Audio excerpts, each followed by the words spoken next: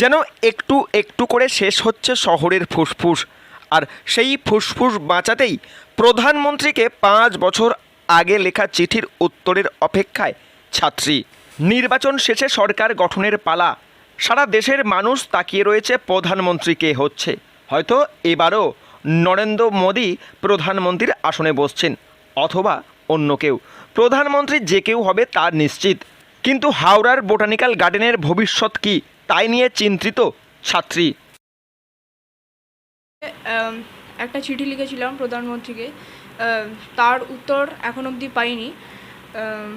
আজকালের মধ্যেই নতুন কেউ প্রধানমন্ত্রীর জায়গায় আসবে, কিন্তু সেই আবার যদি লিখি তখন কি উত্তর পাবো?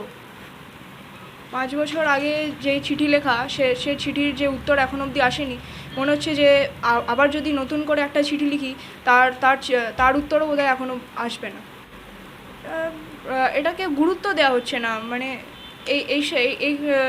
এটার থেকে অন্য জিনিসপত্র আরও বেশি গুরুত্বপূর্ণ, সেই কারণে এটাকে আর কি সরিয়ে দেওয়া হচ্ছে। মনে হয়েছিল যে সঙ্গে সঙ্গেই হয়তো প্রধানমন্ত্রী এটাতে অ্যাকশান নেবে, কিন্তু সেরকম কিছুই হয়নি। চিঠি পৌঁছেছে নিশ্চয়ই, কিন্তু উত্তর কেউই দেয়নি। মানে প্রধানমন্ত্রী হয়তো ব্যস্ত মানুষ হতে পারেন, তার যে অফিসে যারা লোক তারাও দিতে পারতেন, কিন্তু তারাও কিছু উত্তর দেয়নি। গাছই তো আমাদের জীবন, গাছ না থাকলে আমরা বাঁচতেই পারবো না, সেই কারণেই চিঠিটা লেখা। ছাত্রীর যে বিষয় নিয়ে মাননীয় প্রধানমন্ত্রীকে লেখা চিঠি তা হলো হাওড়ার ফুসফুস বোটানিক্যাল গার্ডেন। যে গার্ডেনে রয়েছে ঐতিহাসিক নানা দুষ্প্রাপ্য গাছ থেকে বিভিন্ন প্রাকৃতিক সম্পদ। দুষ্প্রাপ্য গাছ কেটে ফেলা হচ্ছে, লক গেট বন্ধ রাখার ফলে জলাশয়ে খেলছে না জোয়ার ভাটা। এমনই নানা বিষয়কে সামনে রেখে ছাত্রীর লেখা প্রধানমন্ত্রীকে চিঠি।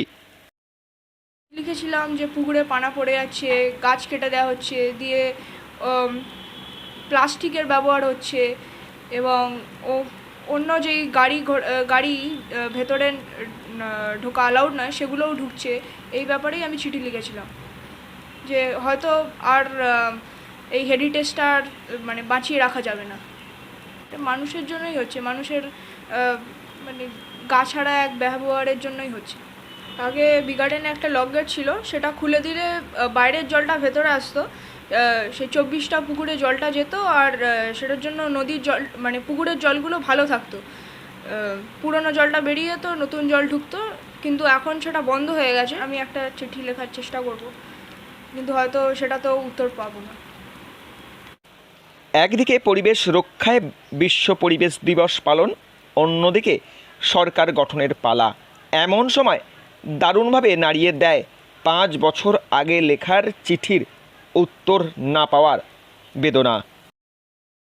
হাওড়া থেকে রাকেশ মাইতির রিপোর্ট, লোকাল 18 বাংলা।